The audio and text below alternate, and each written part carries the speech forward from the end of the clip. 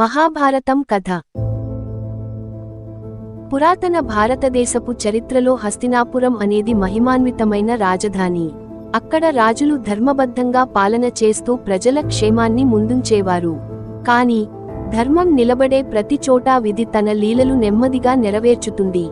ఆ విధిలీలల్లో మొదటిది పాండవులు మరియు కౌరవుల పుట్టుక. గంధారికి జన్మించిన శతమంది కౌరవులు, కుంతి మరియు మాద్రికి జన్మించిన 5గురు పాండవులు. ఈ పుట్టుకలు కేవలం రాజవంశాల అనుబంధమే కాదు, భవిష్యత్ చరిత్రను ఆవిష్కరించే కీలక మలుపులు.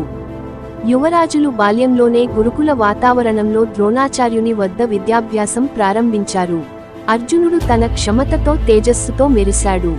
అయితే దుర్యోధనుని హృదయంలో అప్పటికే అసూయ రూపంలో విశ్వవృక్షం పెరిగింది. ఆ అసూయే ఆ తరువాత శకుని కుట్రతో కలిసిపడి పాండవులను దుర్మార్గమైన పాస ఆటలోకి లాగింది.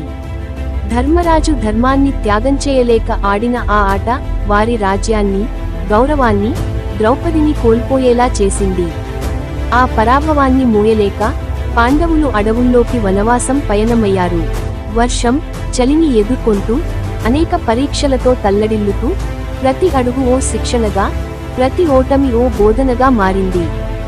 కాలం తిరిగింది, యుద్ధం అనివార్యమయ్యింది. కురుక్షేత్ర యుద్ధానికి ముందు అర్జునుడు ధర్మసందేహంలో నిమగ్నమయ్యాడు.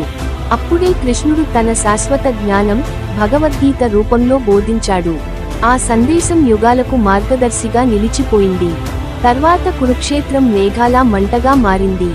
15 రోజుల పాటు రథాల గర్జనలు, ధ్వజాల కరకటాలు, యోధుల గంభీర నినాదాలు మారుమోగాయి. స్నేహితులు, బంధువులు, గురువులు ఒకరిపై ఒకరు ఆయుధాలు చాచారు. ఆ యుద్ధంలో ఓ విషాద గాథ కర్ణునిది.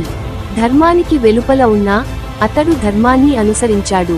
అయినా విధి అతన్ని మట్టిలోకి లాగింది. అతని అసలైన మహత్వాన్ని అప్పటికి ఎవరికీ తెలియలేదు. యుద్ధం ముగిసింది. పాండవులు విజయం సాధించారు. కాని ఆ విజయం వెనుక ఎన్నో ప్రాణాలు, ఎన్నో రుద్దర క్షణాలు. వారు రాజ్యాన్ని గెలిచినా జీవితాన్ని ఓడిపోయారు. చివరగా సింహాసనాన్ని త్యజించి పాండవులు హిమాలయాల వైపు చివరి పయనాన్ని మొదలుపెట్టారు. ఒక్కొక్కరుగా వారు పడిపోతూ, యుధిష్ఠిరుడు ధర్మాన్ని పట్టు విడవకుండా చివరకు స్వర్గంలో అడుగుపెట్టాడు. ఇది కేవలం పాండవుల కథ కాదు.